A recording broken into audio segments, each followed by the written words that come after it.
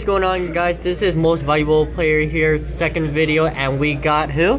Dimitri Algar-Pavonis. And you made day 2, and what was your record for day 1 and day 2? My record was 6-3 day 1. However, one of my losses, at exception, was simply just like straight up. I missided. I didn't side the dark one out for the win 1, and he just Mizuki summoned units on me over and over, pretty much. True. And what deck you're playing today? I am playing Barrier Statue Sun. Whoa! What made you play this deck? Just anti-meta. I feel like it's a pretty good Zoo matchup, and I'm not disappointed with how it went. All right, let's see your deck profile, man. Cool. 3 Barrier Statue of the Abyss. I felt like it was the best one just because Dark is the attribute that's least used in the meta currently, and just Wind, like with Wind Witches and Speed Wards and stuff like that, I just didn't want that one. True. And then to go on, 3 Fossil Dyna, just best stun monster. Flip effect is amazing. Damage step, you can use a Phantom Knight trap on it and when it flips face up to let it survive an attack and then destroy everything in their field. And then, since my Body's Shield cannot be used in damage step, that's really good. And then finally, one Thunder King. I just wanted another monster, and Thunder King's not a bad stun monster. True. And the spells and traps? For spells, 1 Bargeki and 2 Dark Holes, just standard monster removal.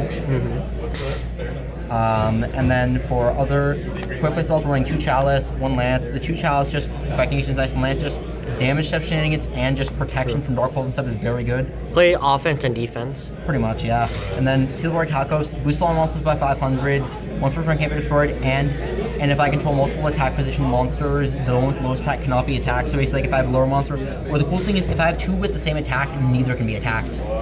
So basically that just like can create like a soft lock in a bit. It only happened like once or twice, but it was good. And then for spells, 3 Card of Demise, 3 Duality, 3 Desires. Wow. Great draw power. Just so how often for the tournament you open Card of Demise, what you say?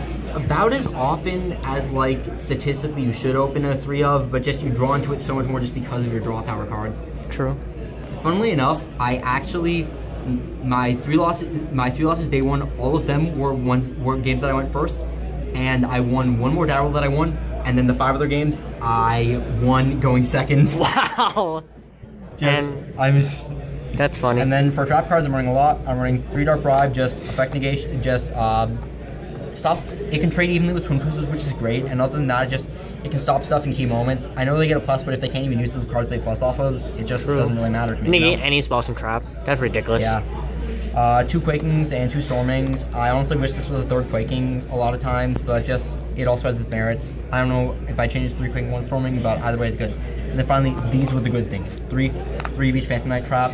These things modify attack and defense, and then this one permanent 500 boost no matter what. And first time the card would be destroyed by battle card breaks turn stun. This one only 800 boost when it's on the field, and I can destroy this instead of destroying the monster. Both of them are very good, though Wing has to be by far the better card. Makes sense. And then just the 4 Solemns, just monster negation if they are able to make sure they can special summon, and then just summon negation. True. Do you want to show the extra deck, or it doesn't really matter? Literally, it's just like I just had it so that people didn't think I was running domain. Makes sense. And you want to show the side deck? Yeah, sure. This just wasn't in here, but this side deck I sided into 3 Magic Deflector. This card's amazing against Zoo. Absolutely amazing. Just like it stops their twists, it stops their tanking, stops their barrages. I love this so much. Makes sense. 2 Max C's, 3 of this is sliding against Dark decks, 3 Banisher, didn't side this in because I didn't play for this Bokamoon, and 3 back removal. True. That's pretty much it. I need to get going to the side event. I'm sorry. And peace out, YouTube. And thanks for the profile. Yeah. Part 2, YouTube. I'm with who? Dimitri Algar-Pavonis. So we just did a deck list. Sadly he just like went to the structured deck event, but it doesn't really matter. So finally we got second chance. So can you like explain in theory that what made you play this deck instead of Zoodiac or other decks? Well, pretty much I just started, like I had Zoo, well I have Zoo, or at least had it, my bag got stolen in the event, that's a whole nother story. So basically, with this deck, the main card that really just made me want to play it was Fossil Dyna. Fossil Dyna? This card just does everything I want it to. It blows up special summon monsters when you flip it, stops the part of special summoning, and just stops them from being able to even advance their game state. Plus his offense and aggressive. Yeah, for sure. Like, but that's been like the strategy of letting him in for years. But the fact is, even with the Fossil Dyna alone, most Zoo monster, everything other than Thoroughblade can only crash with it without a tanky. True. So then that was my, and basically just, I decided just build a deck off Fossil Knight. Like I had a basic like idea for Antimatter, and then I realized, then pretty much I feel like most people are playing it wrong. They're not maxing out on the Phantom Knight traps, which are some of the key cards you really need. True. Because just the protection is, especially with people main decking board wipes, like, and especially with like Pure Zoo being so common, Kaiju Slumber is no longer a thing, and I loved it when Kaiju Slumber was a thing just because they can't even activate that under run barriers or whatever. True. For the player who thinking about playing this deck, do you have any advice to them? Honestly, this deck is definitely like anti-meta.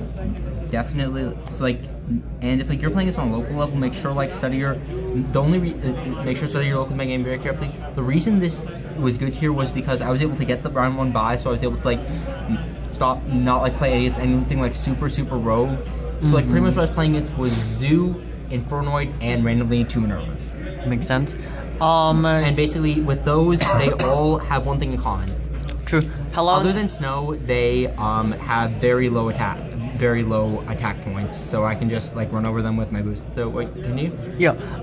For this deck, how long you been like playtest before getting to this event? Would you say? Honestly, for this deck, I playtested with this deck like a week or so before the event. I felt just because the regional the previous weekend I was playing a regional last weekend in San Diego. Yeah, San Diego regionals. I was playing Zoo. I went 2-2 drop, just didn't do well. Makes sense. And basically I just realized like the Zoo mirror is just way too luck dependent to be able to consistently win. True. Like it's, if you just go second, you just lose unless you have Max 8. True. Thanks for the deck profile, and would you like to make any shout outs? Would you say? Yeah. First of all, shout out to Deception for convincing me to play this deck. And also shout out to my godmother for being willing to come out here to the event with me. And oh, that's really nice. Yeah, and I guess also, yeah, that's pretty much it. And thanks for the deck profile, and most valuable player is signing out.